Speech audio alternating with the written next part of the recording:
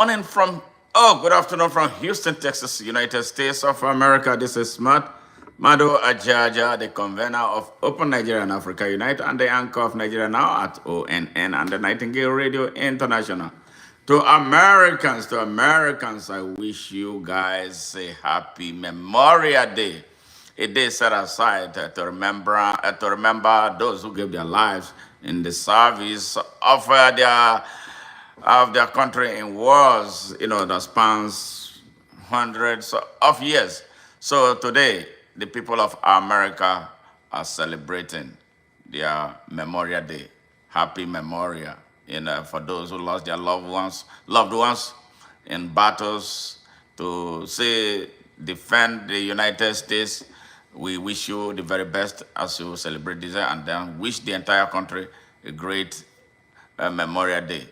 All right, today I'm going to be talking about Nigeria. Nigeria, the silence of the Nigerian media in the face of the wind of change blowing across West Africa that is certainly going to expand, and that nobody is going to escape. So we are surprised about the silence of the Nigerian media, why all these things are happening.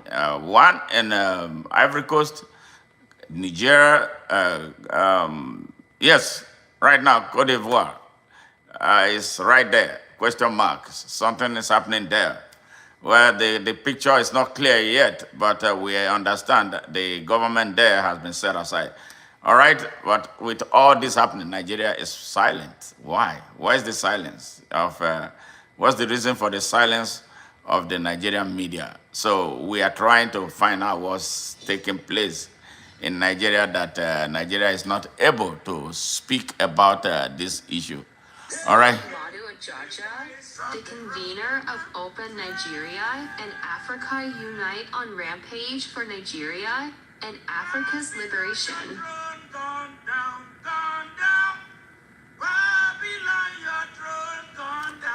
So if you are joining, let's do what we do best. Our tradition is for those who are joining us for the very first time.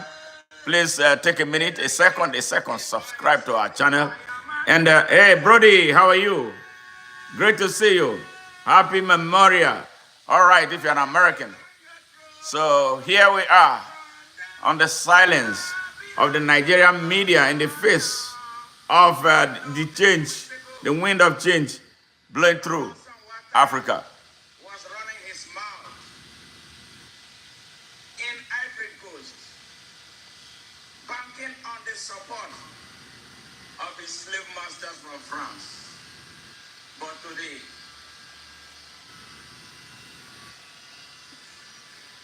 where is he? Where is going to be next? Nigerians, get up and stand up like the Ivorians did and get the job done. Politicians will not solve our problems.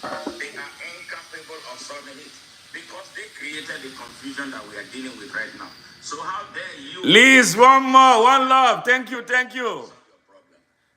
Yes, it's already been charged. It's now. The Lion of Judah shall break it. Hey, please join us, share, like, yes, comment. Thank you very much for taking your time off, your precious time, to be with us one more time. Jane,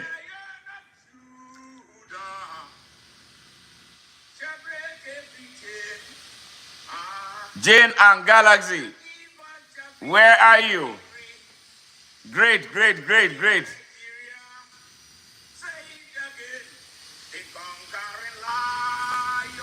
Yes.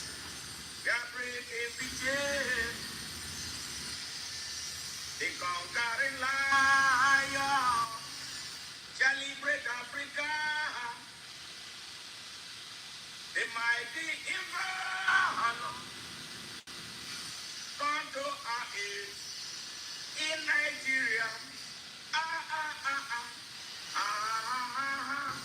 Again and again.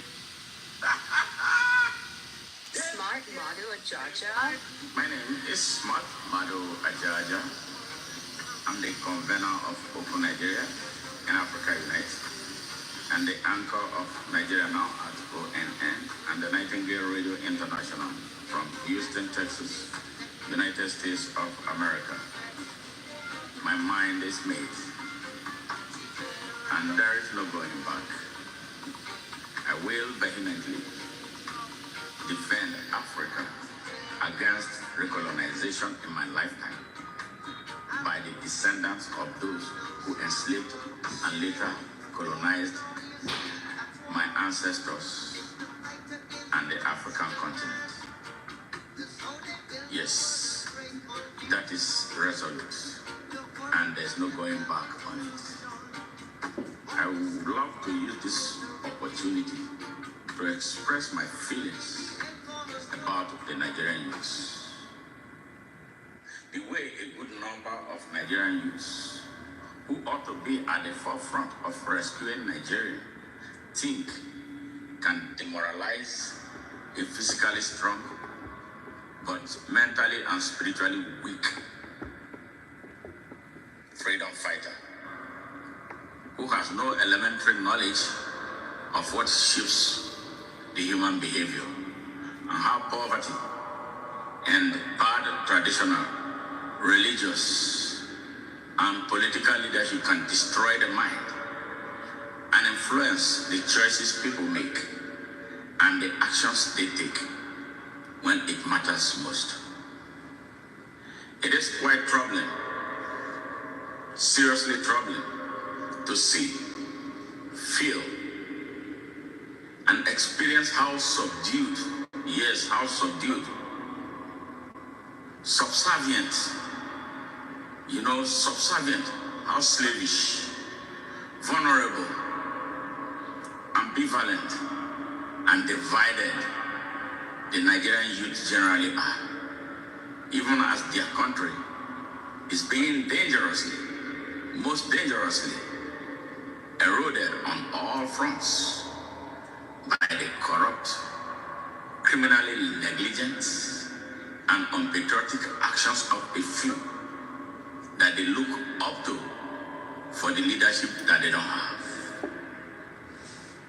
Is it therefore not fair on my part, or for me to say that the Nigerian youth are about the most politically unconscious youths in Africa, especially with the way they react or otherwise to critical issues that have far-reaching implications on their lives, their generation, and their future,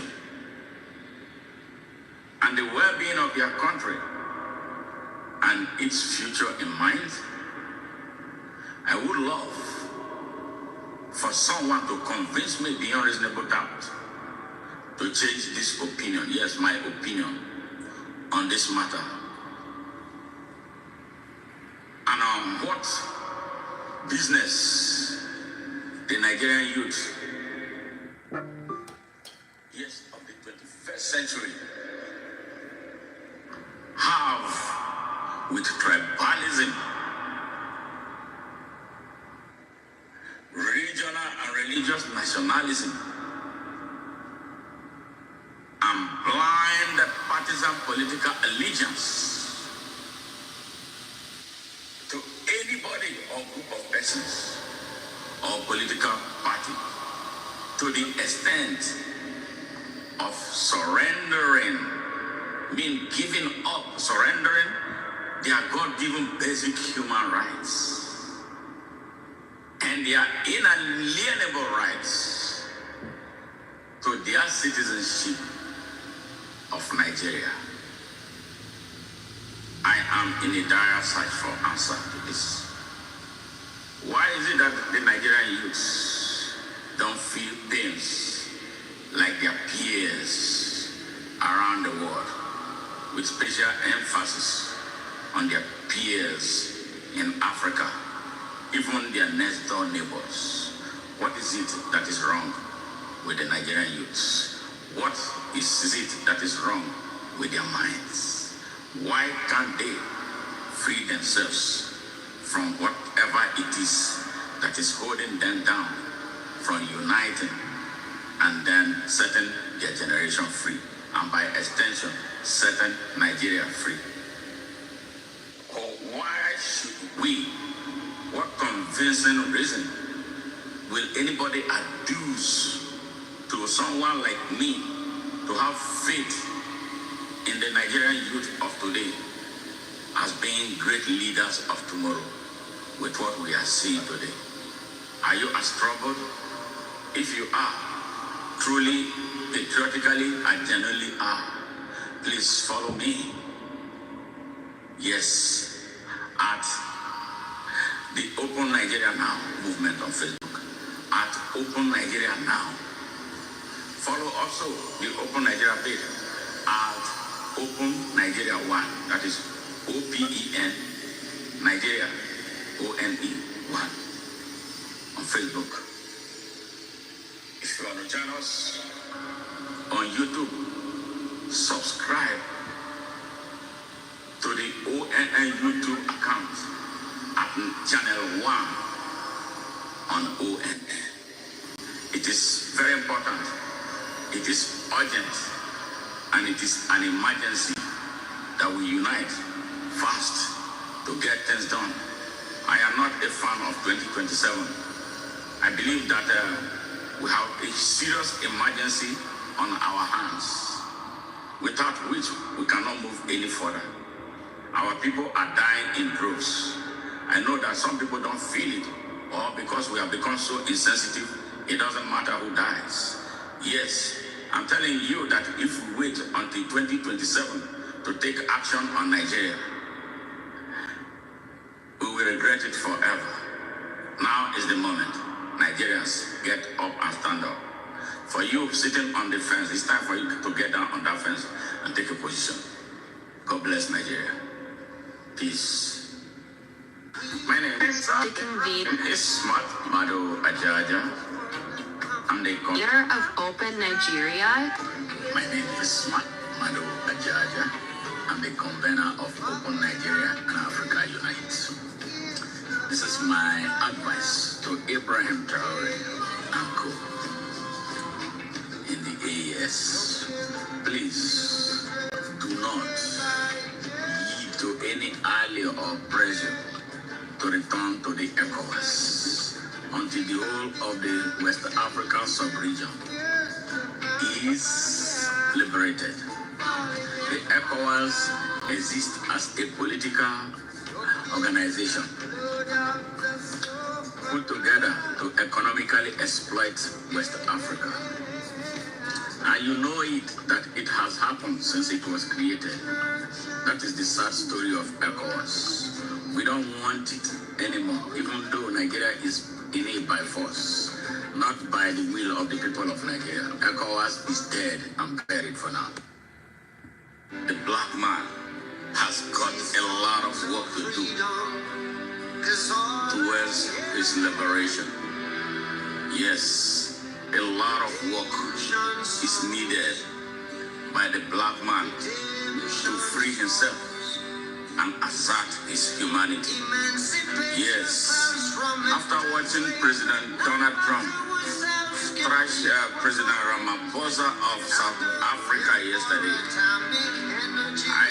I couldn't sleep looking at how Ramaphosa was treated like a little boy, kindergarten, a school boy in elementary school would not even allow himself to be so badly treated. Yes, he was ambushed.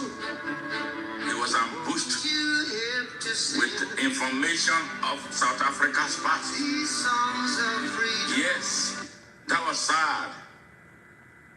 He was better staying in South Africa than making that type of horrible trip to the United States.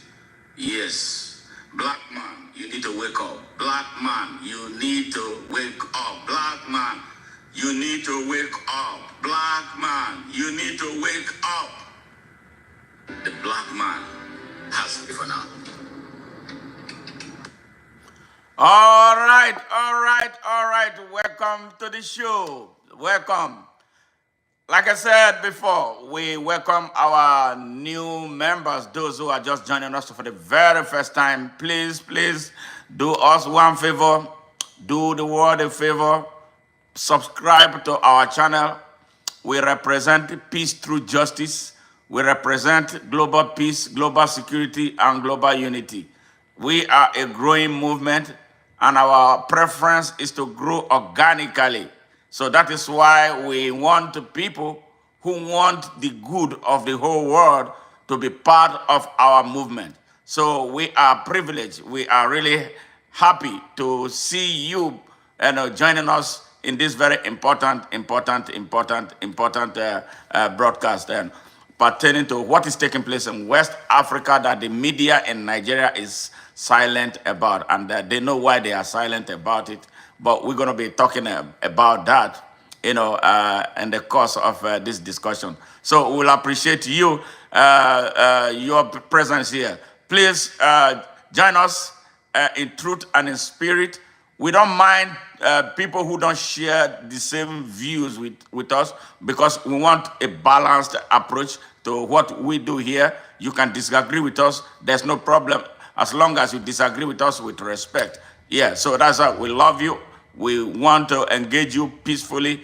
We want to engage you with respect, and we expect that in return from you. Thank you very much. So if you have not subscribed to our channel before, and this is your very first time, we welcome you and ask passionately that you join us in truth by hitting that subscription button and then the bell, so that every time we come on stream, we will be one of those to be notified once we get underway. Thank you very much. So what I'm talking about, the world has been reduced to a global village.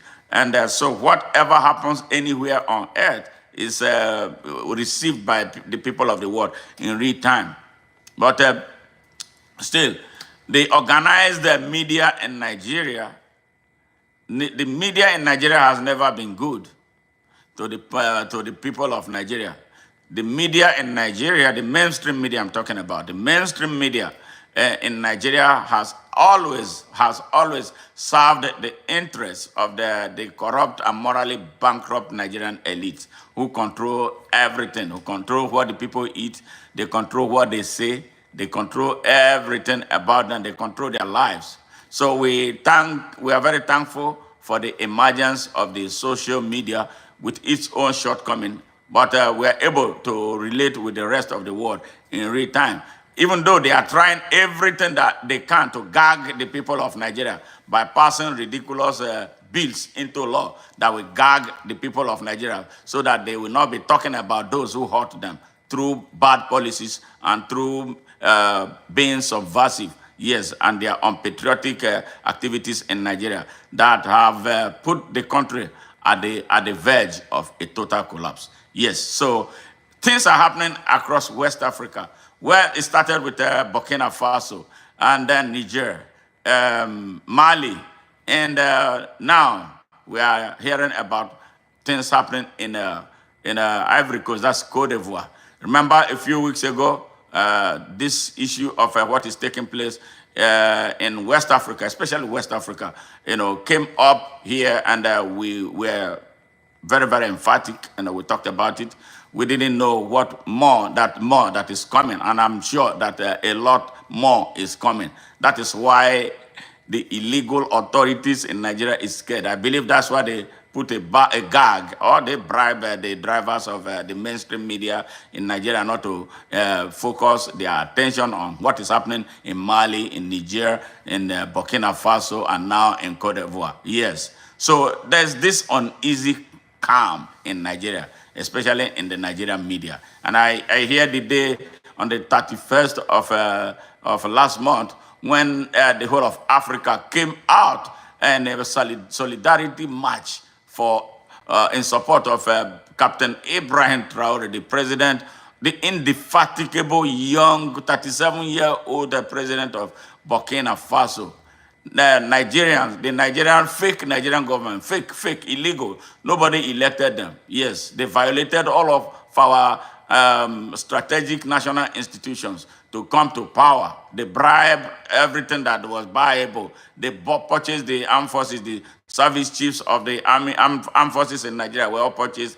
They destroyed the judiciary. They destroyed just about everything. Traditional rulers, especially those in the north, were all purchased, and then they have inordinate access to the Nigerian military. Yes, they used all those, assembled them for this criminal who was living here in the United States. I'm talking about no other person than Bola Ahmed Tinubu. He lived in Chicago, Illinois, and then he did a drug business, commercial drug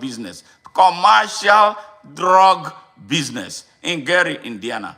I know Gary, Indiana, because I've traveled there. Gary, Indiana was where Michael Jackson was born. Yes, the Jackson 5, the Jacksons, they were born there. Yes. He lived there. He sold drug. Bola Ahmed Tinubu was one of those who destroyed Gary, Indiana, destroyed the population, Americans there, by giving them drugs. And then the United States authority tried him, found him guilty. Instead of jailing him, they collected nearly 500,000 US dollars. They called it restitution, or he did a plea bargain, and the best they could do for him to ask him to leave the country. He left the United States, came to Nigeria with a lot of drug money, became a senator in the Federal Republic of Nigeria. As if that wasn't enough, he became a governor, two-term governor of Lagos State. Yes, and then while he was governor, he in fact converted 3/4 of Lagos State into his own. Like he owned Lagos. He owns Lagos right now. And then he runs the show with the thugs, violent criminals. Yes. You can't say anything. You are gone. He decides who becomes governor. He decides who becomes everything.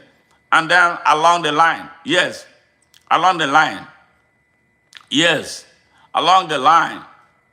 he amassed this so much money from Lagos State. Lagos State is the highest, the richest state in Nigeria, the richest state in Nigeria. Lagos could actually have become a lot more, better than Dubai, but no. Criminals like this, yes, had that state down. That was why he amassed more than enough money to buy up the whole of those criminal elites that have held our country hostage since independence. He bought all of them from the east, west, north, and south. Yes, he bought them. He put them in his pocket. The presidential political party under which he ran his election, he bought everything there. He was spending dollars and spending pounds sterling. Yes, to purchase everybody, every opposition he purchased. So he became the party's flag bearer. But Nigerians did not want him. If you can place your heart back to what happened on October 20th, 2020, when Nigerian young people were massacred at the Lekki toll gate, he was the brain behind it. They massacred those children for him to emerge president of Nigeria today. Yes, that's how sad. Rogue, total rogue, complete rogue. Rogue. A rogue took over our country. A rogue, drug dealer with so much blood dripping all over his hand, hijacked Nigeria with a terrorist. He's connected to Boko Haram and now the Fulani bandits. As we speak, right now, as we speak, Nigeria has been surrounded by mercenaries. Nigeria is at the verge of being taken over. Don't be surprised you wake up one day, unless the people of Nigeria, that's what we've been telling them, they wake up in self-defense. Nigeria has no army anymore. The Nigerian armed forces is gone. When I mean gone, is gone. This is not, I know the Nigerian armed forces so well.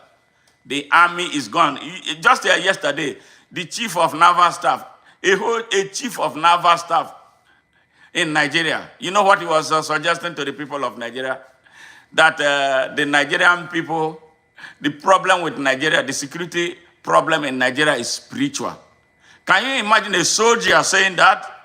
A soldier that there's nothing anybody can do that is a spiritual problem. I'm talking about a chief of naval staff. Yes, went to the newspaper to announce to the whole of Nigeria that only God can solve Nigeria's security problem. So what is he doing there as chief of naval staff? Is he not supposed to be fired right on the spot? No, but Nigeria is lawless right now. So that's the extent. It is right as it stands right now. For the people of Nigeria, it is to your tent, O Israel. To your tent, O Israel. Yes, to your tent, O Israel. Well, let me take a minute to welcome everybody here before I start. Hey, Brody, thank you very much. And Liz, we appreciate your presence here. Thank you very much for always being part of us. Farkan, thank you. Thank you. And Punches and Punchlines, Mambo, thank you very much. Jack, you said what is happening there. You are welcome. So listen carefully so you can hear. West Break, West Bake, thank you, thank you.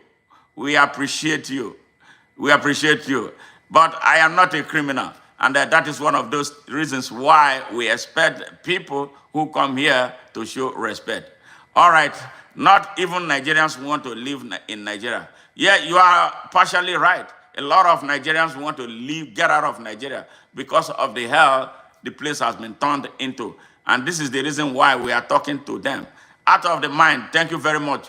This is the reason why we are talking to everybody about defending yourselves, because there are people backed by foreign interests who want to overrun Nigeria and turn Nigeria into a hell in a manner that will, if care is not taken, destabilize the whole of West Africa. So this is why this whole thing, and this is why we are not happy with the mainstream media in Nigeria for not exposing all that they know, because their owners are part of the system. Their owners are as corrupt and as morally bankrupt as the rogues holding the country in captivity. Yes, through an illegal and illegitimate government run by a rogue drug dealer who was successfully prosecuted here, found guilty, but sadly America collected money and are asking to leave instead of putting him behind bars like they have done to everyone. It's an Escobar.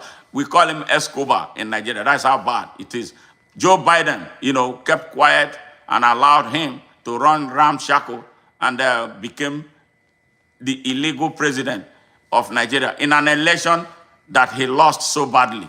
And then with the international observers came and they saw things for themselves. The best they could do was to usually, as usual, issue their tepid reports, and then nothing happens. So why do we have the United Nations that is held hostage, by 5 countries that don't do justice?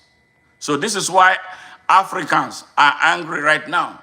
This is why we are having the likes of Ibrahim Traore. This is why, because we don't believe in the democracy that they tell us. We vote, we dedicate our time, we spend 4 years preparing for an election. On the election day, when we vote, our votes don't count. So who cares about that democracy? Yeah, so that is why people now who have access, our democracy is now driven by the barrel of gun. People who are angry and they want to do justice for their country, they shoot their way to power. And more is coming. More is coming.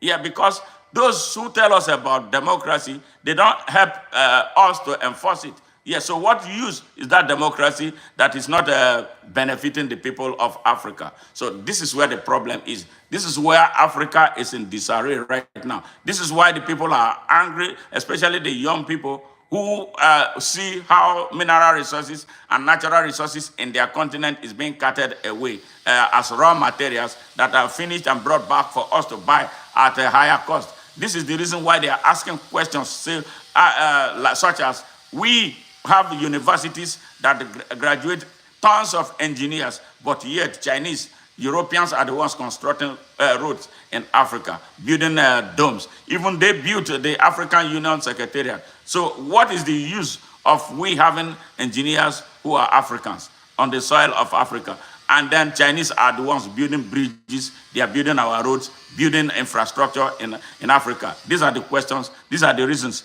why you are seeing what you are seeing. And this is the reason there will be more Ibrahim Traore. And this is the reason why Bola Ahmed Tinubu has gone sleepless and restless. And this is the reason why there is a gag on the ever corrupt Nigerian media. Now officially they are gagged.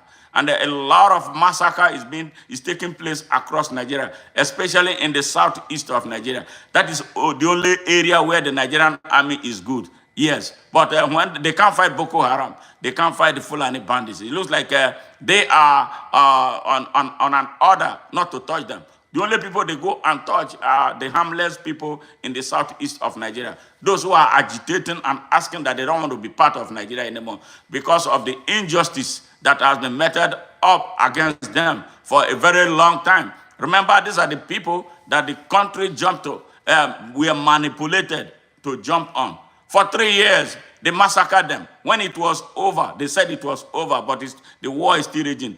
When it was over, they massacred over 5 million Igbos. Yes, before asking a question, for wanting a better country, for wanting a Nigeria that will be truly Nigeria. And you know what? The truth about Nigeria is emerging.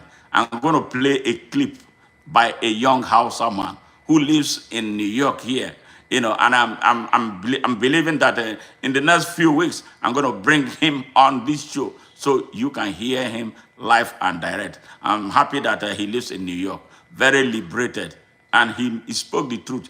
As we speak right now, I'm at the forefront of inspiring the Hausa people to rise up against their oppressors. Yes, who came and took their land in 1804. 221 years later, the Hausa people still live in subjugation. They live in abject poverty, regardless of their massive population. They are controlled by a minute minority, yes, of a Fulani elite. It's so sad. This is the Nigeria we have right now. A Nigeria so beautiful, but driven by very unjust men. Stay tuned and let me get you to listen to this young Hausa man. Just stay tuned. Are you ready?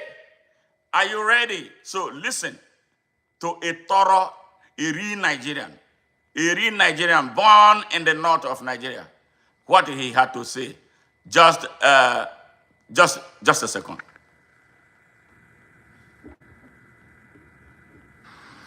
So the hardest thing I've had to accept since I've been here is that Hausas, my tribe, my people, unfortunately are not going to allow Nigeria to become what it's meant to be. The mindset of the northern Nigerians are going to destroy this country. I'm sorry to say it. So this is an idea I had, right? It was very simple. Raise money, build orphanages, massive orphanages, and pick up the Almajiris off the street. Take the Almajiris off the street. Teach them engineering. Teach them tech. Teach them coding. Take them off the streets and teach them, try to get them up to par so they can compete. And I brought up how every time I had this conversation, I would bring up the 4 Indian kids, the 4 Indian boys, like 10-year-old boys that were online, or they were doing the live chat and building an app. Every time I bring up this idea to a northerner, the first thing they ask is, well, what about Islam? What about Qur'ani? What about Islamic school? When I say I have met incredible resistance to the idea of taking these boys off the streets and getting them to join the global age. Like, my mindset is this. Every corner you go in northern Nigeria, there are 5 people willing to teach these boys Islamic school, Quran. There are 10 people willing to teach them everything they need to learn about Islam. Why isn't there anyone willing to teach them anything else? So when I brought that up, some people were, like, I had people going, it will never happen unless I have to teach them Islamic curriculum in the schools. I said, you don't understand. Northern Nigerians are against the idea of changing the trajectory and the outcomes of Almajiris. They say Almajirenchi, which is what it is embedded in our culture. And here's the thing. No, it's not. And as a Muslim, it's haram. I fucking said it. Any northern Nigerian that wants to step the fuck up, do it. It is haram. Because you are not allowed to bring a child into this world that you cannot raise. And there are northern fuck ton of Hausa men and women who have babies with no intention of, they know they will only take care of that child for a certain age, then they'll pawn that child off. There are fuck ton of imams, men in the north, who rely on these kids for a living. They send these boys out every day to go earn a living and come back and give them. I thought up an idea that, look, we need to find a way to raise money, build orphanages, teach these boys tech, teach them engineering, teach them robotics, let them compete with the global populace. And every time I bring this up, every fucking Hausa person I tell this shit to wants to argue with me. They say it's not going to. They are vehemently against this. So I need you to understand, I need to ask you, how will Nigeria as a fucking country compete with the likes of Ghana, South Africa, Malaysia, Singapore, Indonesia, when the northern Nigeria is part of Nigeria? The most fucked up thing I'm going to have to say as a Hausa man is, for Nigeria to advance, they have to get rid of Hausa. They have to get the north, Nigeria, it can never work. This is a sad, sad realization that it can never work. Like, this is insane. And I am Hausa. This is fucking crazy. Wait, let me show you something. Right here, this is attestation of citizenship from New York. As you can see, I am from Shanonu local government in Kano State. I am as fucking northern Hausa as it fucking gets. I am as Abuki as it could possibly fucking get. And I am saying, Nigeria, to win, to compete on the global stage, Nigeria will have to get rid of the North. It will not happen. My people are actively holding this country back. It is so fucking insane. Did you hear that? I'm going to have to play one more time. So I'll go into a detailed analysis of what this young man has said. He's from Nigeria like me. He's from the north of Nigeria. His tribe is Hausa. His tribe is the tribe that has been in captivity since 221 years in the hands of Fulani minority. Yes, more specifically, the descendants of Usman Dan Fodio, who came with Islam that was different from the Islam that they were practicing already in that part of Nigeria, and then seized their land violently, destroyed the land, and imposed a brand new type of very violent Islam on them. And when you hear about sectarian violence in Nigeria, this is where it happens. I was a victim of it, but we're going to talk about it later. Let's play it one more time. So the hardest thing I've had to accept since I've been here is that Hausas, my tribe, my people, unfortunately are not going to allow Nigeria to become what it's meant to be. The mindset of the northern Nigerians are going to destroy this country. I'm sorry to say it. So this is an idea I had, right? It was very simple. Raise money, build orphanages, massive orphanages, and pick up the Almajiris off the street. Take the Almajiris off the street. Teach them engineering. Teach them tech. Teach them coding. Take them off the streets and teach them, try to get them up to par so they can compete. And I brought up how every time I had this conversation, I would bring up the 4 Indian kids, the 4 Indian boys, like 10-year-old boys that were online, they were doing the live chat and building an app. Every time I bring up this idea to a northerner, the first thing they ask is, well, what about Islam? What about Qur'ani? What about Islamic school? When I say I have met incredible resistance to the idea of taking these boys off the streets and getting them to join the global age. Like, my mindset is this. Every corner you go in northern Nigeria, there are 5 people willing to teach these boys Islamic school, Quran. There are 10 people willing to teach them everything they need to learn about Islam. Why isn't there anyone willing to teach them anything else? So when I brought that up, some people would, like, I had people going, it will never happen unless I have to teach them Islamic curriculum in the schools. I said, you don't understand. Northern Nigerians are against the idea of changing the trajectory and the outcomes of Almajiris. They say Almajirenchi which is what it is embedded in our culture. And here's the thing, no, it's not. And as a Muslim, it's haram. I fucking said it. Any northern Nigerian that wants to step the fuck up, do it. It is haram. Because you are not allowed to bring a child into this world that you cannot raise. And there are northern fuck ton of Hausa men and women who have babies with no intention of, they know they will only take care of that child to a certain age, then they'll pawn that child off. There are a fuck ton of imams, men in the north, who rely on these kids for a living. They send these boys out every day to go earn a living and come back and give them. I thought of an idea that, look, we need to find a way to raise money, build orphanages, teach these boys tech, teach them engineering, teach them robotics, let them compete with the global populace. And every time I bring this up, every fucking Hausa person I tell this shit to wants to argue with me. They say it's not going to. They are vehemently against this. So I need you to understand, I need to ask you, how will Nigeria as a fucking country compete with the likes of Ghana, South Africa, Malaysia, Singapore, Indonesia, when the northern Nigeria is part of Nigeria? The most fucked up thing I'm going to have to say as a Hausa man is, for Nigeria to advance, they have to get rid of Hausa. They have to get the north, Nigeria, it can never work. This is a sad, sad realization that it can never work. Like, this is insane. And I am Hausa. This is fucking crazy. Wait, let me show you something. Right here, this is attestation of citizenship from New York. As you can see, I am from Shanonu local government in Kano State. I am as fucking northern Hausa as it fucking gets. I am as Abuki as it could possibly fucking get.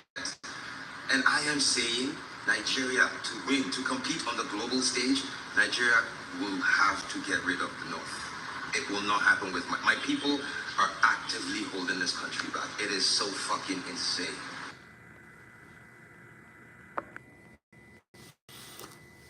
You heard that? That was extreme.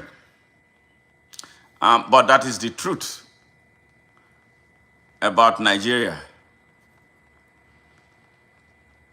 Nigeria is in trouble. And that is why we need a different approach to leadership. What we have had till now will not lead Nigeria anywhere but to doom. Who is an Al-Majiri? You heard him say Al-Majiri. Al-Majiri is supposed to be a student. Little kids, how they do it in Nigeria.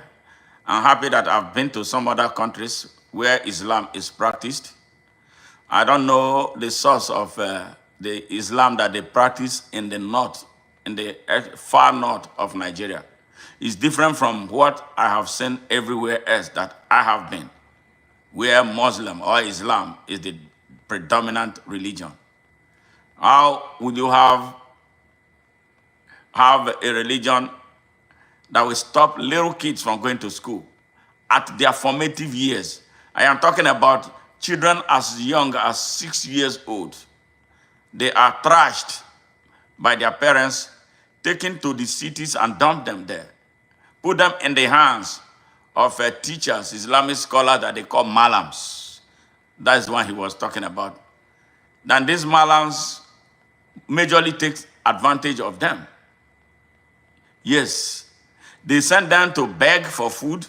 They beg for food for themselves and beg for food for the malam and his family to eat.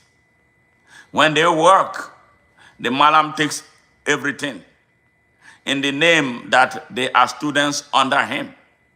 And that's how they teach them false religious ideology, violent, with which they have kept Nigeria in captivity. They do this on purpose. They do it on purpose. I am talking about those who call themselves northern leaders, northern emirs, led by that obnoxious and unpatriotic one they call Sultan in Sokoto. Is Sultan of Fulani, Sultan of a minority oppressive group in Sokoto who controls the entire far north and wants to be the Sultan of the whole of Nigeria because of their expansive grandiosity around their future emergence of a Sokoto Caliphate that they will want to call their country, which involves seizing the whole of West Africa. They are responsible for what is happening in Burkina Faso. They are responsible for what is happening in Niger. They are responsible for the disorder in Mali. They are responsible for everything violent that is taking place in the West African sub-region because they want to build a nation. Yes, but Nigeria is their biggest target. They are responsible for what is happening in Sudan, and they work with France. Yes, they work with France. France armed them. France, that is why those other countries are rejecting and chasing France out of their space. But guess what? The animal, the rogue, the drug dealer holding Nigeria hostage, work with them. Like Muhammadu Buhari, yes, a Fulani and a strategic part of the destabilization effort, yes, was with Muhammadu Bazoum, the and ousted president of Niger. You now see the connection why Bazoum was removed. And Buhari had built himself a heaven. Yeah, because his father was from Niger. Buhari fitted on Nigeria, became an army general in Nigeria, even though he wasn't from Nigeria. Yes, he overthrew a Nigerian government, was a head of state for 3.5 years in Nigeria, then came back for another 8 years. Yes, someone who is not Nigerian, because they speak the same language, because they have the same religion, and they believe in this, what we call Namu mentality. It's our own. So once it's a Muslim, it's all right. They don't think about the implications, the national security implications of their actions. That's why we have bandits. That is why we have terrorists in our National Assembly. That is why we have criminals roaming as Nigerians, where they are, where else they are not Nigerians, holding our country hostage. And this is the reason why the people of Nigeria, the aborigines of Nigeria, must stand up and put an end to the nonsense. But I believe we are about too late, because they have gone so far. They permeated the Nigerian military forces. They have the command and control infrastructure is in their hands. So they use the armed forces to do whatever they like. They destroyed our court system. They destroyed just about everything. They want to always be the leaders. But all they do is ruin the country. 10 out of Nigeria's heads of state are either Fulanis or something that have to do with them. They don't have anything. They have no leadership acumen. But they say that they are the senior partners. How will Marudas, yes, who came into Nigeria, or what became Nigeria, become aborigines and the senior partners in the Nigerian project? Yes, they hold the Hausa people, a whopping majority of the Hausas, about 60 million of them in the north of Nigeria, hostage. And these people doing this, their tribe, when put together, according to the last census in Nigeria, they are not up to 10 million. Yes, we have an apartheid system in Nigeria. And the Nigerian media, as corrupt as it is, don't report this. They report because their owners, their drivers are corrupt. Cash and carry journalism. That is what they do. If not for the social media, you won't be hearing this truth that you are hearing now about Nigeria. The whole truth and nothing but the truth. You heard an Hausa man speak about what is happening in the Hausa land. Now, majority of those young children that I'm talking about, between ages 6 and 15 on the streets are Hausas. And the number, over 30 million of them, they are out of school, deliberately not sent to school. So they remain in darkness, so they can continue to be used to cause sectarian violence, so they can continue to be deployed across Nigeria as they are blackmailed too, by these Osman and Fodio children. This is the situation we are having in Nigeria. This is why Nigeria, like he expressed that extreme views, that for Nigeria to move forward, we have to get rid of the Hausas. We have to get rid of the North. Yes, he's angry, and genuinely so too. So I wonder, with what he's saying, if he's still able to go back to Kano, where he comes from. They will behead him for speaking this truth. Yes, the Hausa people are a very good people. The Hausa people are very hardworking people. But how they allow themselves to be held captive for 221 years is a question that is begging for answer. They are so destabilized. You can't, it's hardly, I don't even know that if there is an Hausa state governor in Nigeria with their population. I am not sure how many Nigerian Hausas are senators in Nigeria. But when these people, they keep quiet, they don't say anything, they hold tight on religion. Look at this young man, he's liberated. He knows that everything is not religion. He knows that they are using Islam the wrong way to hold his people captive. But I'm going to walk with him. I'm going to talk to him. I will talk him out of his extreme views. We want the Hausa people in Nigeria, but we want them as a strategic, true citizens of Nigeria. We work to set them free and rewire them mentally. We will do what we can to send those children out of the school, out of the streets. These people have state governors, all Fulani state governors, all members of National Assembly, all Fulanis, in the House of Representatives, all Fulanis, in the state houses of assembly, majority Fulanis. Yes, lording it all over the majority, the true majority of the people, because they deny them education. The best you can see an Hausa man for the past. I think because he's what he is right here now, because he came to New York, he came to the United States, went to school, and then opened his eyes. He's looking at the world more differently than what he knew some years ago as a child. He escaped poverty. He escaped bondage. And this is why he's raging. He's angry, but we're going to work together to channel his anger in a manner that will work. So these are the ones, when you hear Northern Nigeria and Southern Nigeria, that should not be. These are the ones, when you hear them, those are the Fulani elites with ties to Osman and Fodio. Yes, they are the ones who will come and continually divide our country along regional lines.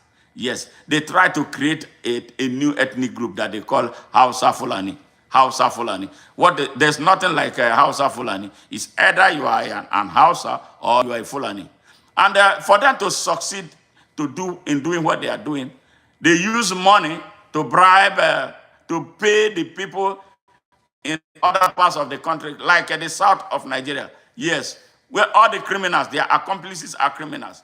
Those corrupt ones, they will collect money from them and now allow them to do whatever they want to do. And they will come back and be speaking English as if they are the originators of the English language. But blind idiots, that pay them money, control the destiny of our country. So this is why we're having this conversation. And the silence of the Nigerian media. The media in Nigeria wouldn't have me speaking the truth that I am speaking. I am so happy that for being here in the United States, I really want to thank. Yeah, I'm very, very grateful being here and the opportunity it has afforded me to express myself. If it was in Nigeria, nobody will allow me the space in the media to say what I'm saying. Now, and this is the reason why we appeal to those who join us on daily basis during our stream. Please subscribe to our channel, share our messages, comment, and then do whatever you can so that YouTube will continue to recommend us and expand our horizon. We want to grow in number, we want to grow in strength, we want to grow to that point where we become a global force. Yes, that we help the people of Nigeria, the people of Africa, and the world over understand what is taking place. That is what we represent. We thank you so much. We thank you so much for being here with us. This is the sad state of Nigeria. Let me take some comments right here. I am a mod, but I love Nigeria and embrace my African family. Thank you very much, Art of the Mind. We appreciate you for that. Is there any black countries that is not in turmoil? Yes, perhaps no, with the exception of a few. Botswana, I know, is not in turmoil. I know that one for sure. And but the turmoil is more in some places. The turmoil that you talk about, I'm talking about crankbait. I hope you are still listening. The turmoil you are talking about are not entirely all African made. The turmoil are the creation of of colonial creations. Yes, that most of the countries in Africa are fake. They are fake. They are not true country. We never came together to agree on Nigeria. It was the British imperialists that created Nigeria. So we are in it. Our job now is to make it work. And that is why you see me every day, making, preaching the gospel of tolerance, preaching the gospel of understanding, for us to come together and truly make a bad situation a better one. And it can be done because we are human beings. If we are not able to do it like we have not been able to do it, it gives us the impression that we are incapable of solving problems. So however we want to solve this problem, we must solve it. And the problem will only be solved if we can look at one another in the face to recognize that we have a common enemy that has continually divided us. And this thing that is something we must overcome. This is what must happen. And that is why I will take you back to the vision of Marcus Mosiah Garvey and our founding fathers, who looked at, after looking at what they turned Africa into at the beginning, decided that, look, the only way forward is for us to unite and build one country with one leadership, with one currency, with one economy, and then with one military. Yes, that was what Kwame Nkrumah wanted for Nigeria. That was what, for Africa. That was what Emperor Haile Selassie wanted. That was what Sekou Toure, Modibo Keita, Samora Machel, Abdel Nasser, that was what they wanted. But some of them wanted more time. I don't know why they needed so much time to think through it before committing. In the process of them trying to commit, to think through it, trouble started in Congo with the assassination and the overthrow and the slaying of Patrice Lumumba. Before that settled, they got Kwame Nkrumah on his way to Thailand. He was in the mid-air near China when the announcement of his overthrow was made. Yes, Sekou Toure, Modibo Keita, and all that. When the French came, they destroyed all the infrastructure that they had built because those people refused to yield for them to continue their colonial infrastructure in their countries. I mean, they destroyed the infrastructures. They destroyed the sewage system that they had built. They destroyed the backbone for water supply. They destroyed the backbone for electricity supply. They destroyed everything before they left. So those countries were never the same. Those countries descended into worse poverty. Yes, African countries. So rich, yes. So rich in everything. So rich in mineral resources. So rich in natural resources. So rich in human resources. So rich in just everything. But cannot access their resources. Cannot build the capacity needed to sustain countries. And this is the reason it is compelling and it is urgent. It is a dire emergency for Africa to unite now and not wait a day longer. And this is what those who sponsor the turmoil that you just talked about, crankbait, this is what they don't want. And that is why they are kicking. That is why since Ibrahim Traore came to power, there has been over 20 attempts to assassinate him and then plant another puppet. And that is why the whole of Africa, realizing their mistakes from the past, when they went to sleep, when their true leaders were being assassinated one after the other, that was why they rose up. And that is why they are standing. Yes, for those who want to kill, who want to destroy people who want to be free, know ye that there are consequences. So you are not going to they are not going to succeed the way they did in the past. Yes, with all the access our people now have to the truth information. They did it to Robert Mugabe, and they went scot-free with it. What did Mugabe do? What did he do? Before the Zimbabwean independence, there was an agreement reached, and the agreement was about land distribution. That 100% of the land belonged to less than 1% of the population. Then the black people in Zimbabwe did not have access to lands in their country, the country of their ancestors, the country that they owned. And then people kept telling us this bullshit that they don't know how to farm. Zimbabwean black people can't farm. I am a Nigerian.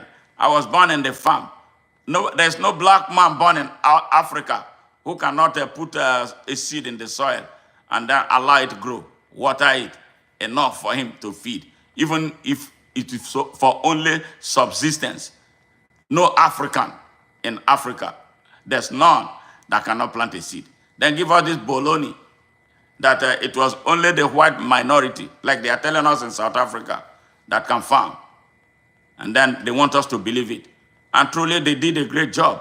All of us were blaming Mugabe for redistributing land, that the people of Britain refused to, they reneged on the agreement. They had an agreement. A deal is a deal. Let's do it. They were not confiscating land from the white South Africans.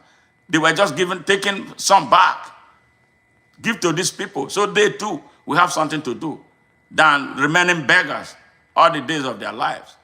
So they came, with their usual sanctions. You wanted one man, you punished a whole country with millions of people, including women and children. How fair that is. The economy crumbled. Bread disappeared from the shelves. Nothing. The country's currency became watery. And you had your way. Destroyed everything. Zimbabwe will not be the same anymore until maybe, I don't know how many years, how long it's going to take them to recover from that damage. A once beautiful country. When I was in South Africa, I visited Harare a couple of times. Piece of beauty, yes. But that's in the past. It's no longer like that. Why do we have to do that? And this is why Africans are angry right now. So those who think that they can do what they did in the past and then don't face consequences for it, I am telling you, lay down your arm and let us sit down at a negotiation table.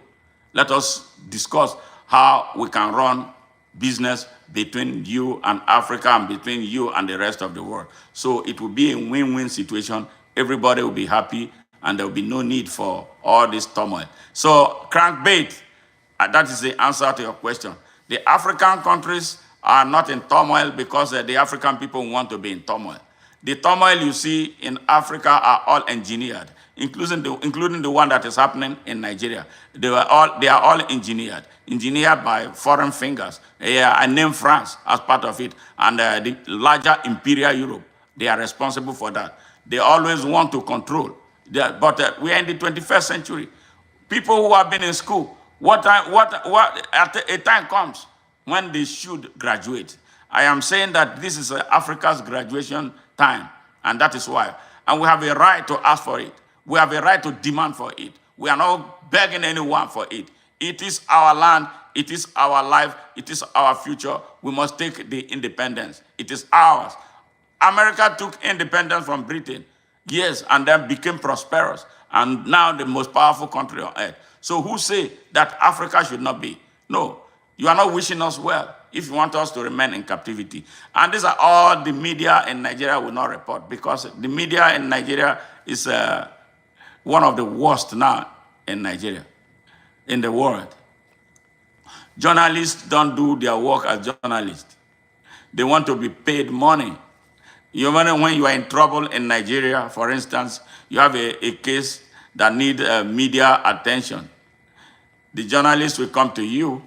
A journalist who is supposed to be chasing news will come to you and ask you for money before he can write and post your news. So your news will become your story will become a news item. Yes. So if you don't have money to pay them, forget it. And then you go to the court, the judge, the court registrars, even the clerical assistants in the court system will be stretching out their hands to collect money from you. How should a country run like that? So the country essentially has become so obnoxiously transactional. We can't continue that way. That is the reason why a lot of people are asking questions. Okay, brother Meshach, thank you very much. Always. Okay, he said you need to get rid of that name. It references you as N words. Yeah, N area. I get you. I get you. We'll get to that. So when power gets into the right hands, the name of Nigeria will change. Absolutely. There's no doubt. So, but you know that they build a barricade against those who want to make it right. But we are getting to the point where they cannot stop this movement. It is now, and I see it, I feel it, I see it glancing towards us. The name of that country must change because it's not befitting for who we are. It's not befitting for our diversity. It's not befitting. Yeah, it's very divisive, Nigeria, and especially when they come inside it, it's already tough. The name is already a challenge, and then you tell me about North and South, Northern Nigeria. I'm a Northerner. Why are you a Northerner? It's only in the mostly Northern, mostly North. So they hammer that in their head, like the North is their country. Nigeria is just something that they use as the need arises. Yes, yes. So these are the works of Usman Dan Fodio's children. Divisive, very hateful, very divisive, very arrogant, very obnoxious. Yes. So that is why Nigeria must not allow them come to power. You see, Rufai, Atiku, they are so desperate right now, darting about building a coalition to remove a drug dealer. Yes, we will remove the drug dealer, absolutely. Yes, but it's not going to be on their own terms. Nobody should allow any Fulani elite with ties to Usman Dan Fodio to come to power in Nigeria. They seem to not be getting this message, but they will get it very soon. Central African Republic expelled them. Yes, because since they don't want Nigeria to be in peace, we will have peace by our own definition. So this is the reason why the people of Nigeria must stop being afraid. Instead of crying every time they are one village, they are taking our villages instrumentally, and then you are putting your hands on your head instead of fighting back, because there's no more army. Nigeria has no army, no security, nobody. Everybody to yourself. You provide electricity for yourself. You provide water for yourself. Now you have to provide security for yourself and your children. So the Nigerian media is horrible. Horrible.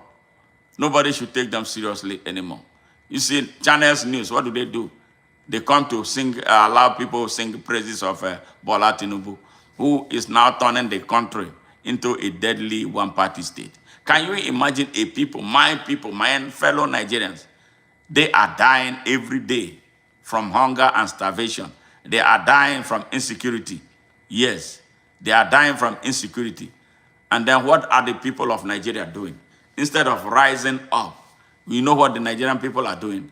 They are now trooping into the political party that is responsible for their insecurity, that is responsible for their hunger and starvation, that is responsible for total collapse of the Nigerian system. Yes, of the Nigerian state. Yes, that is how my Nigerian people are reacting. So sometimes I begin to wonder, am I a Nigerian? Why am I thinking differently? Am I the one who has this problem? But on a second thought, I know that I am a problem solver. I'm trying. Yes. Okay. Owusu Eni, Muammar Gaddafi once told your leaders to divide the country into two, but your leaders at the same time refused. At the end, and that's the end result. Owusu, by your name, I believe you are from Ghana. Gaddafi had no right to come to tell us to divide our country. We found ourselves in our country. If there was need to divide the country, the people of Nigeria would have made a referendum. And that is what the Igbos have been asking for. Gaddafi on his own was a problem. If I know people celebrate him as he's not as a Pan-African. Gaddafi was working on his own agenda. His agenda was not for the best interest of Africa. He was doing what he was doing at the time for his personal aggrandizement. But I am sad that they murdered him. They ought to have left him alone, let contain him as he continued to do his thing. But destabilizing Libya was the biggest mistake or deliberate action that Barack Obama took on being manipulated by Nicolas Sarkozy, again of France. Yes, Obama Barack, the child of a black man, child of a black African. That was his legacy, the destruction of Libya, and then the destabilization of the Sahel, and by extension, the entire West African sub-region. Yeah, I hope, I don't know how he's able to go to sleep and wake up seeing what Libya has become, and seeing what the rest of the Sahel into Nigeria has become right now, a hub of insecurity that nobody is able to challenge. So, hey, Dennis, how are you? Thank you very much for joining us. I appreciate. I hope all of you new guys who joined, I hope that you all subscribed to our channel. Please, as before we end, I appeal to you once again, if you have not done so. If you have not done so, please subscribe to our channel. We want to grow and grow organically so we can bring the real message of what is taking place in Nigeria, across Africa, and around the world in real time, and in their best real states.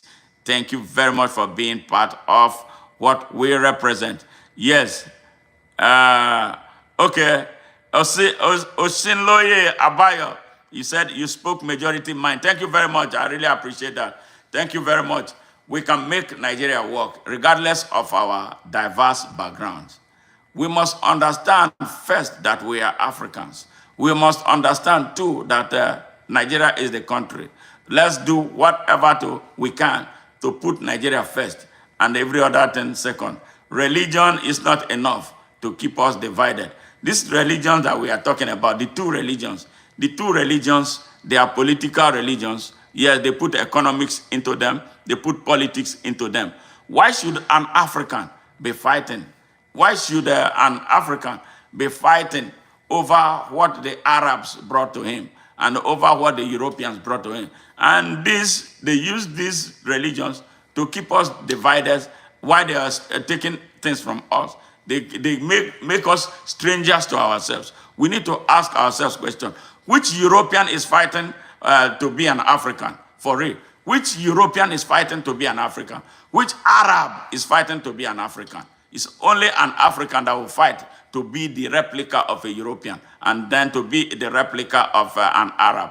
See what they are doing to the young people in the north of Nigeria. They deliberately refuse to educate them because they know that when they are educated, their minds will be open. Their minds will be opened enough to ask questions. Yeah, ask their oppressors, those who repress them, those who use them to commit violence. They will be asking them questions. But the tradition in the north, the feudalistic oligarchy does not permit anybody asking questions. Everybody must be a slave and bow to that authority in that clown in a Halloween uniform. Yeah, so that's just what it is. But our job is to tell the people the truth.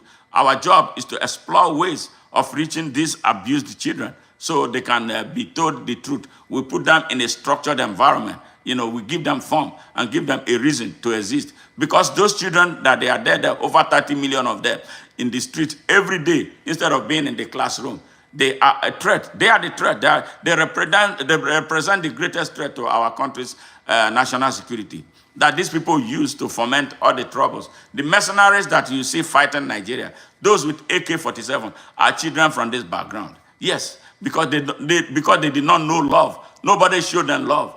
Parents throw you out at the age of 6 and then to not return anymore. If you ever return, you become a stranger to where you came from. Yeah, can you imagine a parent, as much as I love my children, when they were 6 years old, in the name of which religion, I will throw them, I trash them somewhere, and then leave them to fend for themselves, yes, in the street, in the wild, and then work for one malam who will abuse them and exploit them, yes. That is the story of the Hausa man, majorly. The Fulani people, you rarely find them doing Almajiri.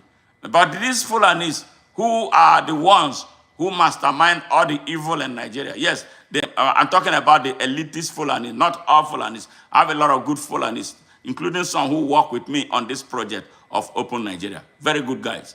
Yeah. But the elitist Otmadan Fodio political Fulanis, including the people like Rufai, Abubakar Atiku, yes, Sanusi Lamido, and the rest of them. Yeah, Umar Ganduje, Muhammadu Buhari, they don't wish the poor people in the north well. So they are the ones. Can you imagine Buhari who claimed he came for the poor?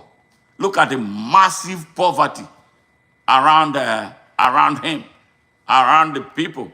He was a head of state for nearly 4 years, military head of state. He came back as a civilian head of state. He could not lift the people out of poverty. He could not create a program that will, a pathway for the Almajiris to get out of what they are doing.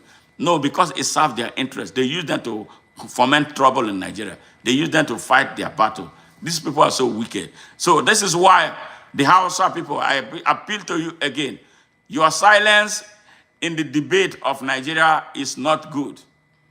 We have some of you, we have you in our groups, you don't say anything, but you suffer in silence. You are afraid of your oppressors. A young Hausa man has just exposed what you have not been able to say. Yes, he said it right there. He said it. If the Hausa people in Nigeria are not free, Nigeria will never move forward. And it's true. And that is the position I have always had, and I have canvassed it. You Hausa people, you are a great part of Nigeria's problem. Your silence is dangerous. Come out and be part of Nigeria. Why are you afraid? You have been afraid of them for 221 years. So why can't you be free today? So this is what we are asking you. I am happy and Hausa person is speaking openly about this. Why are you afraid? You know the Almajiris are your children. So give us a pathway. Let us know how we can talk to them. They are our children. They are our brothers and sisters that are being held in bondage by Osman Danfodio minority in Nigeria, who use violence and mischievous means to advance a cause for their own humanity. Yes, they don't want to be Nigerians.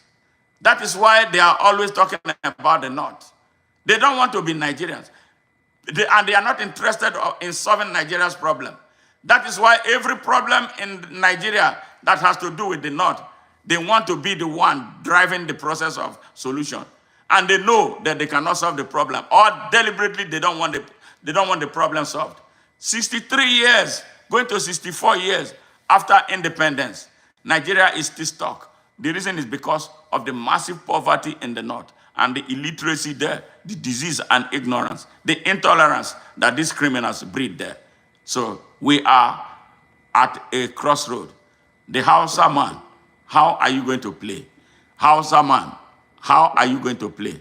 Are you going to continue to remain in bondage of these people, or you want to be free so that the whole of Nigeria will be free? If you are not free, Nigeria will not be free.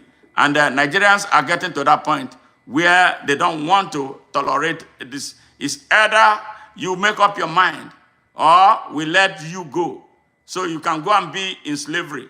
So it's a time for you. But we are not going to let you go that easy. We want you because you are Africans. You are Africans and you are a part of us. So that is why you must make up your mind, the Hausa people. So the hardest thing I've had to accept since I've been here is that Hausas, my tribe, my people, unfortunately are not going to allow Nigeria to become what it's meant to be. The mindset of the northern Nigerians are going to destroy this country. I'm sorry to say it. So this is an idea I had, right? It was very simple. Raise money, build orphanages, massive orphanages, and pick up the Almajiris off the street. Take the Almajiris off the street. Teach them engineering. Teach them tech. Teach them coding. Take them off the streets and teach them, try to get them up to par so they can compete. And I brought up how every time I have this conversation, I would bring up the four Indian kids, the four Indian boys, like 10-year-old boys that were online, they were doing the live chat and building an app. Every time I bring up this idea to a northerner, the first thing they ask is, well, what about Islam? What about Qur'ani? What about Islamic school? When I say I have met incredible resistance to the idea of taking these boys off the streets and getting them to join the global age. Like, my mindset is this. Every corner you go in northern Nigeria, there are 5 people willing to teach these boys Islamic school, Quran. There are 10 people willing to teach them everything they need to learn about Islam. Why isn't there anyone willing to teach them anything else? So when I brought that up, some people were like, I had people going, it will never happen unless I have to teach them Islamic curriculum in the schools. I said, you don't understand. Northern Nigerians are against the idea of changing the trajectory and the outcomes of Al-Majiri. Hey, Koli Asatu, how are you? Thanks for joining. Please subscribe to our channel. And here's the thing. No, it's not. And as a Muslim, it's haram. I fucking said it. Any northern Nigerian that wants to step the fuck up, do it. It is haram. Because you are not allowed to bring a child into this world that you cannot raise. And there are fuck ton of Hausa men and women who have babies with no intention of, they know they will only take care of that child till a certain age, then they'll pawn that child off. There are a fuck ton of imams, men in the north, who rely on these kids for a living. They send these boys out every day to go earn a living and come back and give them. I thought of an idea that, look, we need to find a way to raise money, build orphanages, teach these boys tech, teach them engineering, teach them robotics, let them compete with the global populace. And every time I bring this up, every fucking Hausa person I tell this shit to wants to argue with me. They say it's not going to. They are vehemently against this. So I need you to understand, I need to ask you, how will Nigeria as a fucking country compete with the likes of Ghana, South Africa, Malaysia, Singapore, Indonesia, when the northern Nigeria is part of Nigeria? The most fucked up thing I'm going to have to say as a Hausa man, for Nigeria to advance, they have to get rid of Hausa. They have to get the north, Nigeria, it can never work. This is a sad realization that it can never work. Like, this is insane. And I am Hausa. This is fucking crazy. Wait, let me show you something. Right here, this is attestation of citizenship from New York. As you can see, I am from Shanunu local government in Kano State. I am as fucking northern Hausa as it fucking gets. I am as Abuki as it could possibly fucking get. And I am saying Nigeria, to win, to compete on the global stage, Nigeria will have to get rid of the North. It will not happen with my people are actively holding this country back. It is so fucking insane.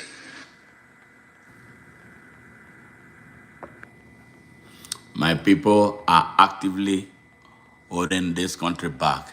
That's what he said. That's Issa Bako, an Hausa man from Nigeria who lives in the United States. He has seen the light and he's standing up for his right. But I'm going to engage him so we can find a way to redirect these people. We have to find a pathway to these Almajiris so we can.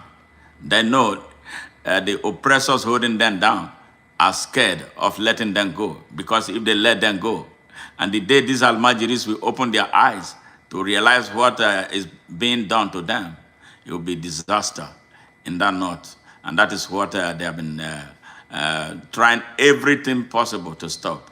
But they cannot stop it. It's here, and it's going to happen.